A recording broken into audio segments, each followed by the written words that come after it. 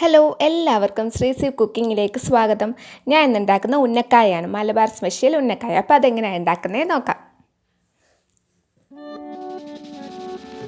അതിനായിട്ട് 2 ഏത്തപ്പഴം മീഡിയം അളവിൽ പഴുത്തത് നമ്മൾ എടുത്തിട്ടുണ്ട്. ഒരുപാട് പഴുത്ത ഏത്തപ്പഴമാണെങ്കിൽ ഉന്നക്കായ ചെയ്തെടുക്കാൻ പറ്റത്തില്ല.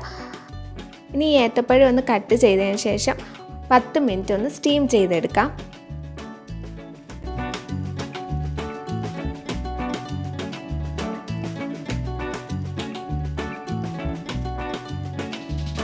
ഇപ്പോൾ ഏത്തപ്പഴം എല്ലാം വെന്ത് വന്നിട്ടുണ്ട്.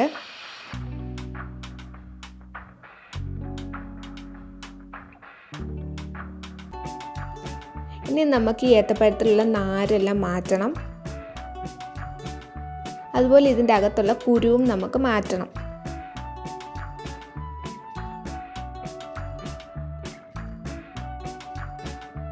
ചൂടോടെ തന്നെ ഉടച്ചെടുക്കുമ്പോഴാണ് നമുക്ക് പെട്ടെന്ന് ഉടഞ്ഞ് കിട്ടുന്നത്.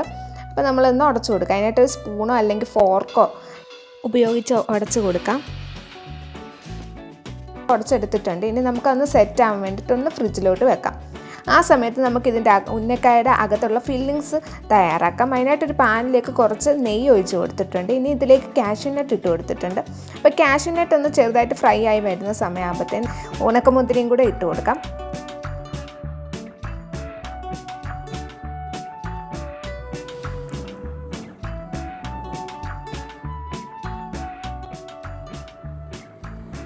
ഇനി ഇതിലേക്ക് കുറച്ച് തേങ്ങാപ്പീരയും കൂടി ചേർത്ത് കൊടുക്കാം. ഇനി അതും കൂടെ ഒന്ന് വഴറ്റിയെടുക്കാം.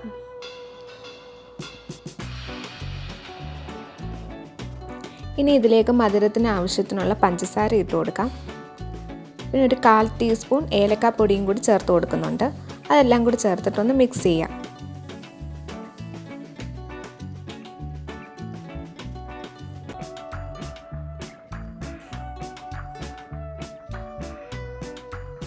റെഡി ആയിട്ടുണ്ട്. ഇനി ഇത് വേറൊരു പാത്രത്തിലേക്ക് മാറ്റാം.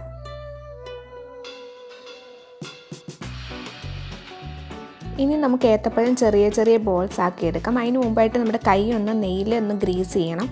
അതിന് ശേഷം നമുക്കിതൊന്ന് പരത്തിയെടുക്കാം. ഇനി ഇതിലേക്ക് ആ ഫില്ലിങ്സ് വെച്ച് കൊടുക്കാം. എന്നിട്ട് 2 സൈഡും ഒന്ന് മടക്കിയെടുക്കാം.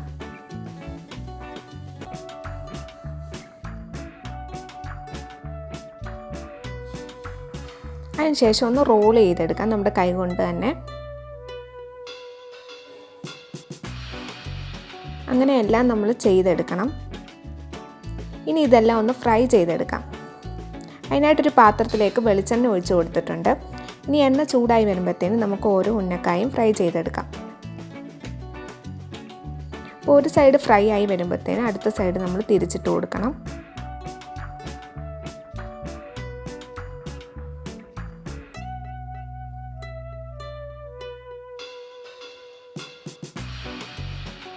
ഉന്നക്കായ റെഡിയായി വന്നിട്ടുണ്ട്.